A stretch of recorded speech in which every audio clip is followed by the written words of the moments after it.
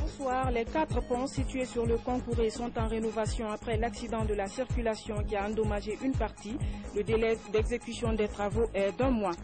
La Guinée récompensée pour ses efforts de développement à travers un de ses fils. Kerfala Kamara KPC, président du groupe Giko Press, est retenu par ses pairs africains comme manager de l'année 2014. 400 millions de francs guinéens pour financer les travaux de finition de la grande mosquée de Bola en Guinée forestière. C'est un don du chef de l'État, professeur Alpha Condé.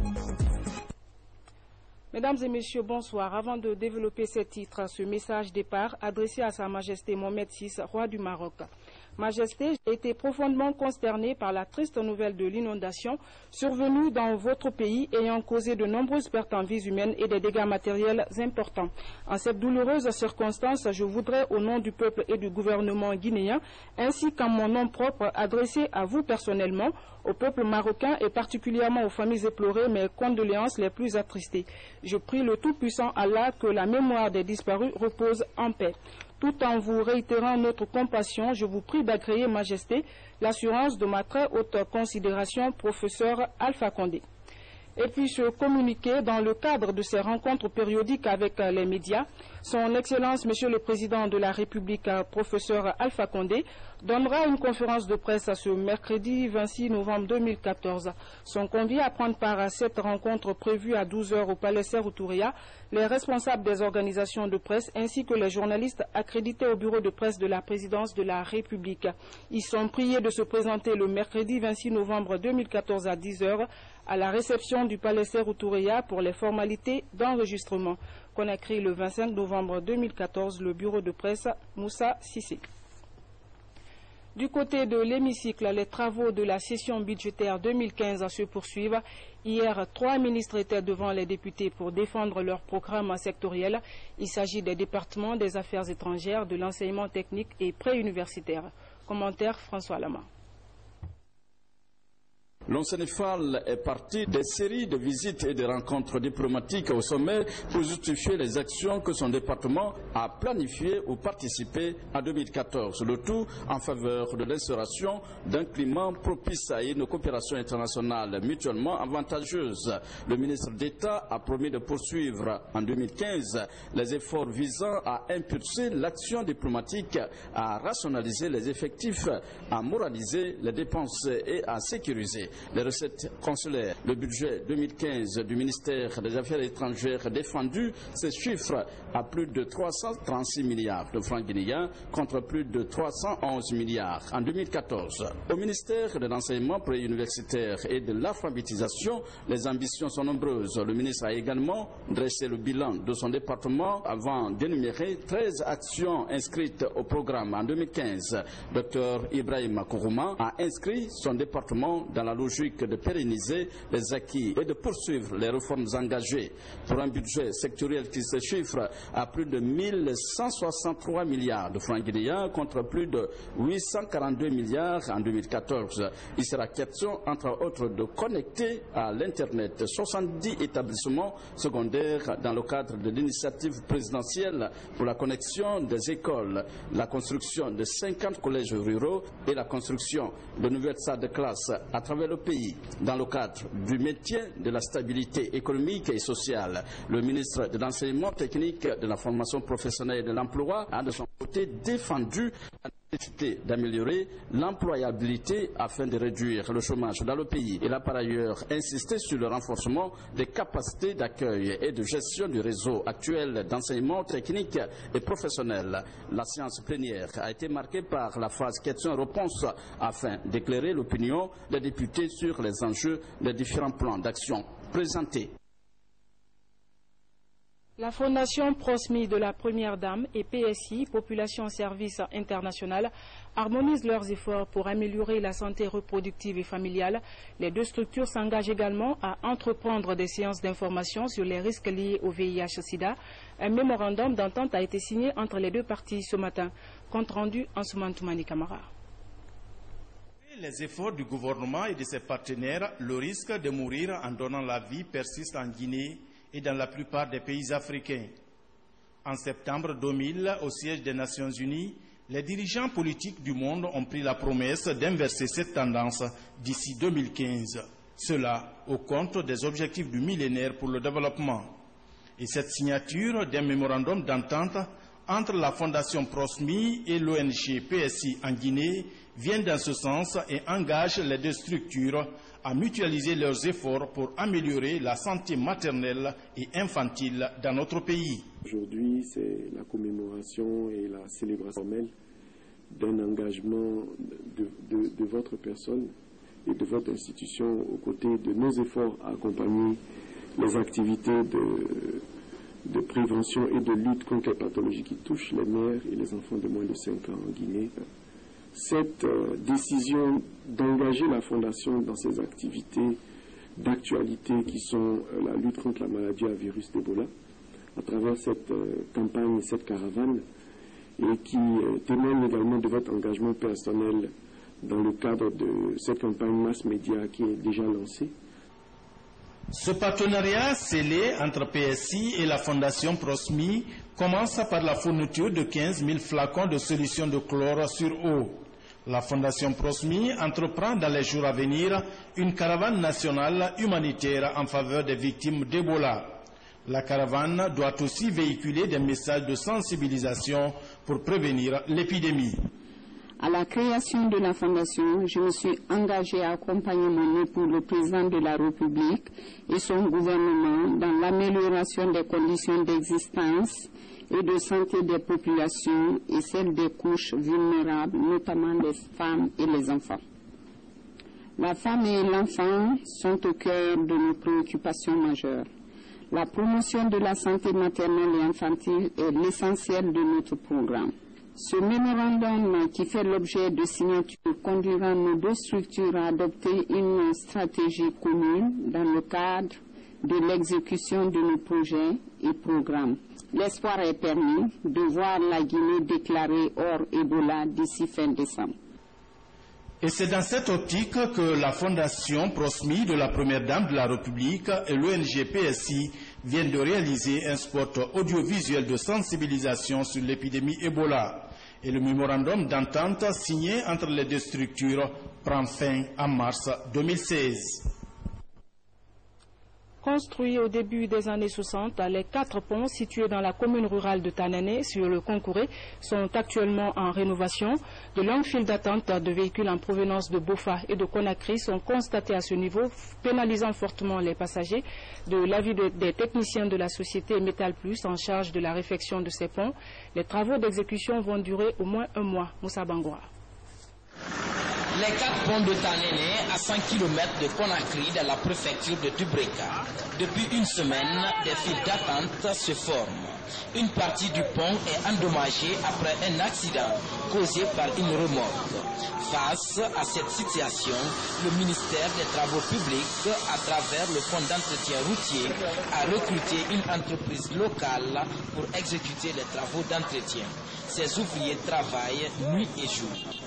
On reçoit d'énormes difficultés. Il y a certains chauffeurs de gros porteurs qui viennent forcer, qui viennent nous forcer et obligatoirement il faut qu'ils passent. Donc il faudrait que vous-même vous nous aidez à sensibiliser les usagers de la route pour qu'ils puissent nous aider à respecter les moments de travail, pour qu'on puisse au moins travailler très bien. Vous savez, c'est un assemblage de fer. Et dès qu'on est en train de travailler, il faut que le pont bouge, le fer respire. Donc si le véhicule continue à passer, ça nous pose encore d'autres problèmes. Déjà, l'entreprise Métal Plus était sur le terrain pour l'aménagement de l'infrastructure. Et après les travaux de finition, le département envisage un certain nombre de dispositions pour limiter les dégâts. Normalement, aucun essieu d'un véhicule ne doit dépasser 13 tonnes. Et sur la charge totale, en fonction des silhouettes des véhicules, on peut avoir de 28 tonnes jusqu'à 40 tonnes en fonction des silhouettes. Autorisées quoi. Mais les propriétaires de véhicules sont responsables de certaines choses à la surcharge et puis c'est ce qui détériore non seulement la chaussée et encore les ouvrages qui sont faits. Après ces travaux de réparation de ce pont métallique, nous allons installer les postes de paysage.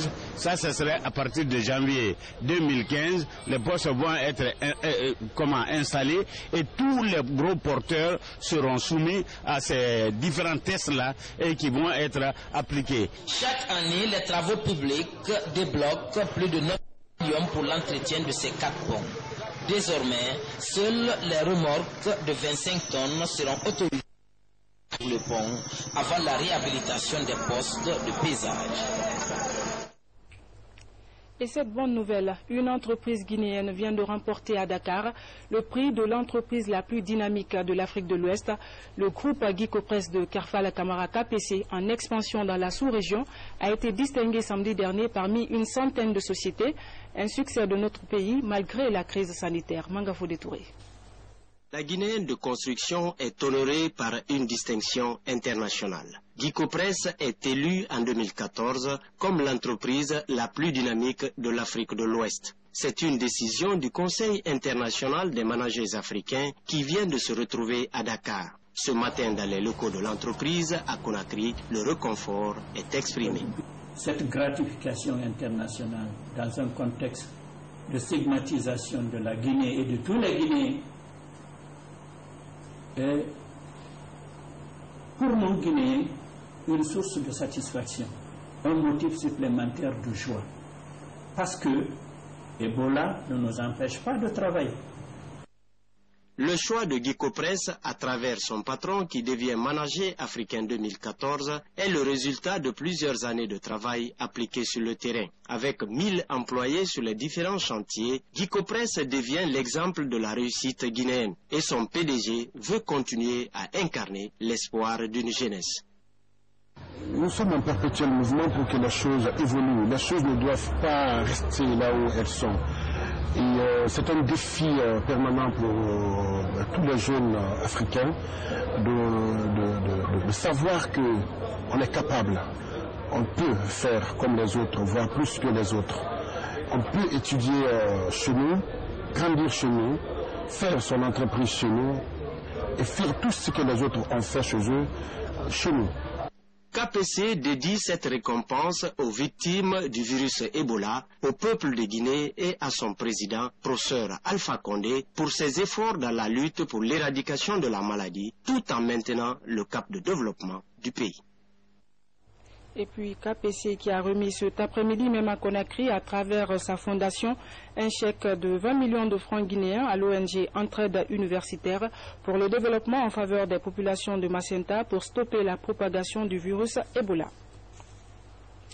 Les organisations paysannes se mobilisent pour minimiser l'impact d'Ebola sur les activités agricoles.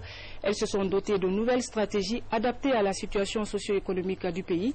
Elles sont soutenues dans l'exécution des projets par le Programme national d'appui aux acteurs des filières agricoles. Le point avec Mohamed Sanko.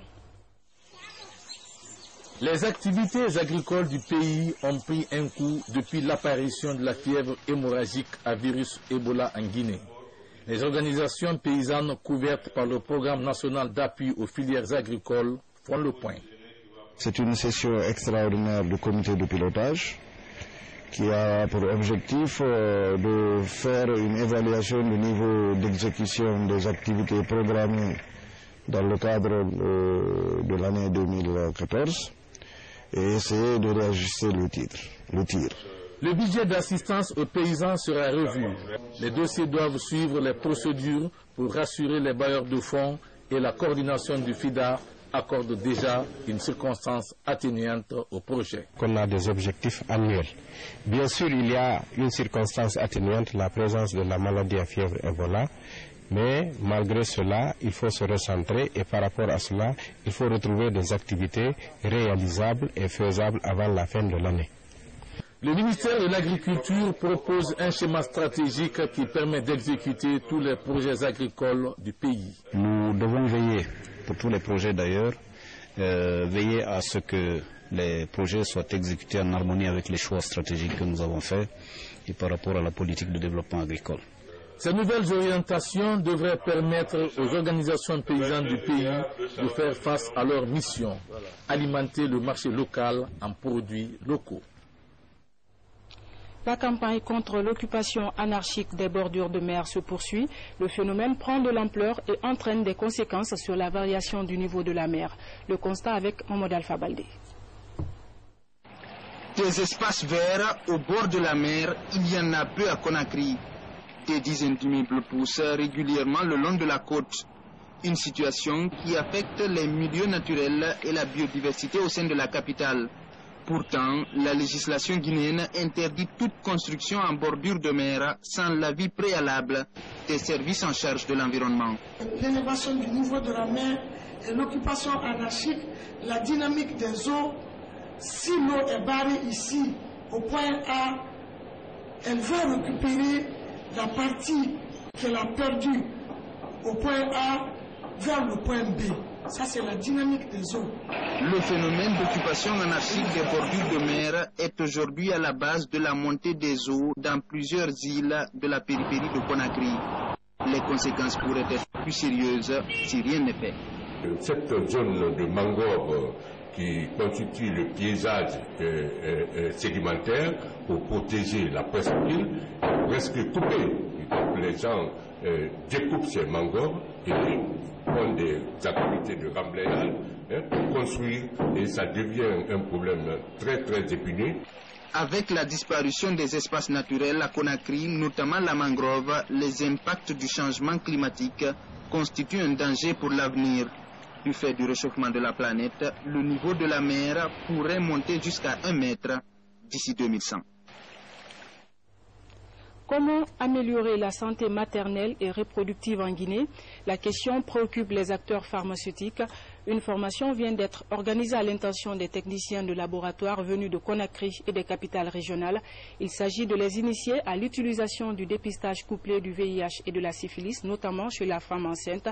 L'initiative est du laboratoire LabMart en collaboration avec Standard Diagnostic. Soride Kira, reportage.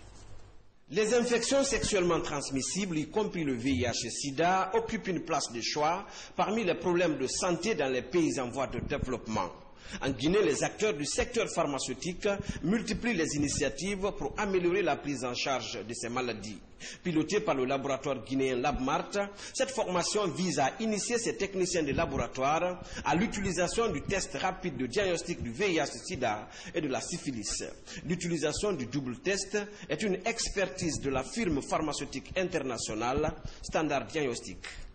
Aujourd'hui, nous parlons d'un test, c'est le HIV syphilis duo. Son avantage, c'est quoi? Isolement, le HIV et la syphilis se dépistaient de façon isolée. Et le patient pouvait être piqué 2 fois pour avoir 2 résultats. Et aujourd'hui, le grand avantage, c'est qu'à travers une seule goutte de sang, on a les 2 résultats de façon simultanée. Et ce qui est aussi beaucoup important, c'est qu'en matière de syphilis, le diagnostic se faisait toujours avec le concours, c'est-à-dire les tests étaient toujours conservés à la température entre 2 à 8 degrés. Et aujourd'hui, on a l'avantage d'avoir un test qui se conserve à la température ambiante. Donc non seulement il a l'avantage de donner 2 résultats, mais il peut se faire partout dans le monde entier. Quelles que soient les conditions, le test est bien conservé.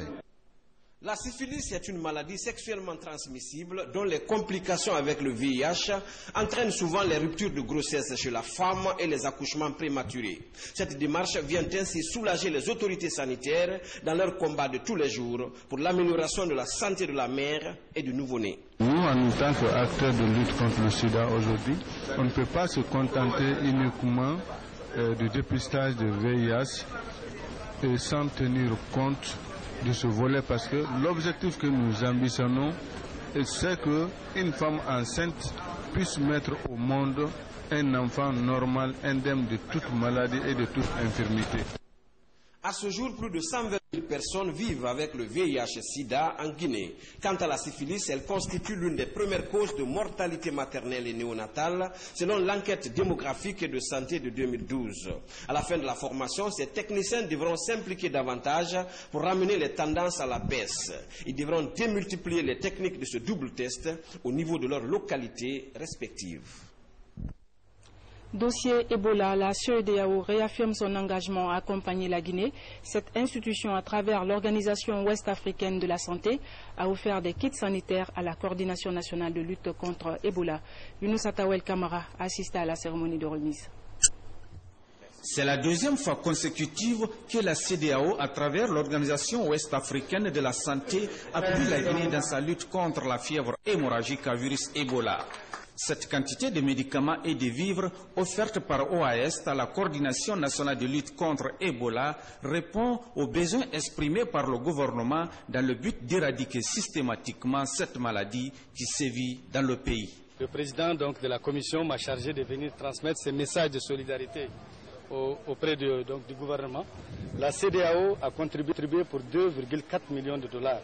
Tout récemment, le président de la CEDEAO, de la commission de la CEDEAO, a annoncé une enveloppe supplémentaire d'1 million de dollars qui a déjà été donnée au niveau du sommet des chefs d'État qui s'est tenu tout récemment à Accra. Par ce geste, la CEDEAO exprime son engagement au respect de la charte des pays membres de cette organisation sous-régionale. Un acte vivement salué par la Coordination nationale de lutte contre la maladie Ebola. L'OAS, comme vous l'avez dit, a accepté de s'aligner avec la cellule de coordination. Ils viennent pour nous appuyer. Ils viennent pour s'intégrer dans le plan d'action, le plan de riposte qui a été élaboré par la cellule nationale. Si on faisait comme l'OAS, aujourd'hui par exemple, à la minute où ce don vient, nous avons besoin de gants. On a déjà 1 million de gants avec l'OAS. Nous avons besoin de nourriture pour les malades, pour les centres. L'OAS a servi. Nous avons besoin de blouses, de tenues pour les hôpitaux. C'est ce que l'OAS vient de servir. Il faudrait que tous les partenaires suivent cet exemple et arrêter de gaspiller l'argent de la Guinée dans des choses que nous n'avons pas commandées. Cet important lot de médicaments et de vivres qui s'ajoutent aux efforts du gouvernement et d'autres partenaires pourrait contribuer à inverser la tendance de la maladie Ebola en Guinée. Ebola toujours et cette formation initiée à l'intention des hommes de médias. L'objectif est d'outiller les journalistes de la presse publique et privée à mieux communiquer sur les mesures de prévention. C'est l'ONG Tinkiso Antenne qui finance l'atelier. Bakary Bamba Kondé, compte rendu. Les journalistes et animateurs des médias en formation contre le virus Ebola. C'est une formation qui doit leur permettre de renforcer leur capacité de communication. Le ministre de la Communication, président de la cérémonie d'ouverture, affirme qu'Ebola n'est pas une fatalité. Je voudrais vous dire que c'est avec une grande satisfaction morale quand je vois tous ces journalistes et toutes ces personnalités des médias et des ONG s'impliquer dans la lutte contre Ebola, surtout dans le domaine de la communication. Nous vous demandons de continuer à donner la communication pour la prévention, mais aussi formation pour amener nos partenaires étrangers à faire confiance à la Guinée. Nous avons une démarche de sensibilisation à laquelle nous croyons et dans laquelle nous évoluons depuis un certain temps. Et c'est dans ce sens que nous avons compris à quel point l'importance des médias était de taille et qu'il fallait qu'ils soient vraiment formés. Les participants sont venus de la presse en ligne, la presse écrite, des radios et télévisions. À l'issue de cette formation, ils devraient être capables de permettre aux populations de distinguer la vraie de la fausse information sur Ebola. L'ONG Tinkiso Antena, fabricant du chlore C, explique les inconvénients de ce produit en cas de surdosage. Dans le cas de surlavage des mains avec des solutions chlorées, on demande aux populations, au cas où il n'y a pas de savon, ils peuvent utiliser la solution de chlore. Mais cette utilisation pose d'énormes problèmes. Parce que les ménages, les communautés dans les villages, aujourd'hui, même les lave-mains que vous voyez à Conakry, contenant du désinfectant, la dilution pose assez de problèmes. Parce que l'eau de javel que vous voyez sur le marché, il est irritant. La formation des hommes de médias pour un meilleur relais d'information dans la lutte contre Ebola doit durer 24 heures ici au jardin du 2 octobre. Bientôt la fin des travaux de la grande mosquée de la sous-préfecture de Bola dans Beila, c'est en Guinée forestière. Ceci grâce à un geste du président de la République. Professeur Alpha Condé vient d'offrir 400 millions de francs guinéens pour la finition de cette maison de Dieu. Reportage Mohamed Lamine Souma. Lecture du Saint-Coran, des bénédictions pour le président de la République, professeur Alpha Condé, et pour le pays. Le chef de l'État vient d'offrir la somme de 400 millions de francs guinéens pour les travaux de finition de cette mosquée de la sous-préfecture de Bola, dans la préfecture de Beila, une mosquée en chantier depuis plus de 27 ans. Il faut reconnaître que cette mosquée a débuté il y a 27 ans. Notre souci, c'était de voir cette mosquée terminée, qu'on la réalise au temps du professeur Alpha Condé. Il y a deux raisons à cela. D'abord, non seulement c'est le président de la République, mais ce qui est réel. Le président Alpha Condé a été soutenu en République de Guinée à partir de ce village que vous voyez maintenant. Les 400 millions de francs guinéens vont ainsi permettre de matérialiser un vieux rêve. Au jour d'aujourd'hui, on remercie le Tout-Puissant Allah. Nous avons la chance d'avoir l'espoir que bientôt notre mosquée sera ouverte. Au nom des sages et les fidèles musulmans, l'imam Ratib de Bola a fait des bénédictions avant d'inviter la population au travail et au bienfait pour le développement de notre pays. Le coordinateur régional du RPG Arc-en-Ciel en Guinée forestière, Elhadj Adama Keïta, qui a convoyé les 400 millions offerts par le président de la République et la coordination des ressortissants de Bola, ont aussi offert des kits dans le cadre de la lutte contre l'épidémie Ebola. Ce fait divers pour refermer cette édition. À Kindia, précisément à Foulaya, le meurtre d'un jeune photographe a défrayé la chronique, un acte qui remet sur la sellette la question de la sécurité dans cette région administrative. Le récit de Fodé Camara. Dans la capitale des agrumes, réputée pour sa ruralité et sa tranquillité, le district de Foulaya a révélé un nouveau visage ce dimanche, un visage de criminalité. Richard Kondiano, ce jeune photographe, a été froidement abattu. Pour joindre les deux bouts, ce quadragénaire avait deux gagne-pains, la photographie et la vente des arbres fruitiers cultivés dans cette pépinière à un jet de pierre de la bananeraie où son corps a été retrouvé, criblé de balles. Aucun affrontement Richard avec quelqu'un. Parce que c'était l'homme qui était simple et pas de problème. Il n'aimait même pas les histoires. Donc c'est à mon fort étonnement que j'ai appris que Richard est mort par coup de fusil. Après les premières investigations, la compagnie de la gendarmerie nationale basée à Kindia est encore à la recherche d'un nouvel indice. Pour le moment, l'indice que nous avons trouvé, c'est seulement un numéro qu'on a trouvé sur les lieux et le pistolet automatique local. Ça, c'est avec nous. Et le pistolet en question, ça a reflété que ça venait d'être tiré. Avec son pistolet, l'étui était encore là-dedans. Et il y a une lueur d'espoir que l'éventuel coupable sera arrêté? Nous promettons fermement. Nous sommes sur le terrain. Le chef des investigations cherche à déceler toute preuve susceptible de démanteler ce réseau pour mettre fin à de tels actes criminels. Selon les statistiques, Débélé, une autre localité de Kindia, a enregistré 2 cas similaires l'année dernière. Je reviens sur ce communiqué avant de refermer cette édition. Dans le cadre de ces rencontres périodiques avec les médias, Son Excellence, Monsieur le Président de la République, le professeur Alpha Condé, donnera une conférence de presse ce mercredi 26 novembre 2014. Sont priés de prendre part à cette rencontre prévue à 12 h au palais Sékou Touré, les responsables des organisations de presse ainsi que les journalistes accrédités auprès du bureau de presse de la présidence de la République. Ils sont priés de se présenter le mercredi 26 novembre 2014 à 10 h à la réception du palais Sékou Touré pour les formalités d'enregistrement. Conakry le 25 novembre 2014, le directeur Moussa Sissé. Mesdames et messieurs, c'est la fin de ce journal. Merci à vous de l'avoir suivi. Très bonne suite de programmes télévisés. Bonsoir et à demain.